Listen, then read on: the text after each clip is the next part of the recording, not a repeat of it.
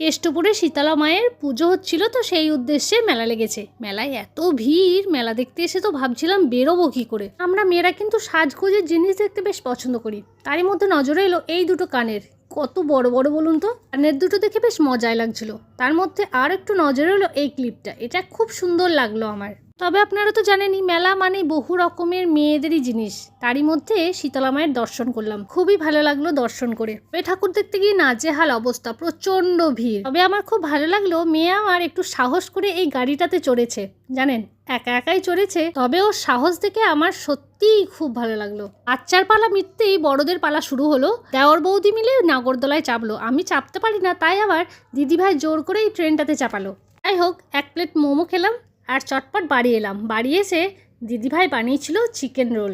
এত সুন্দর হয়েছিল খেতে যে কি বলবো, আমি তো মুগ্ধ হয়ে গেছি খেয়ে। হোক, আজ তাহলে আসি, ভালো থাকবেন, টাটা।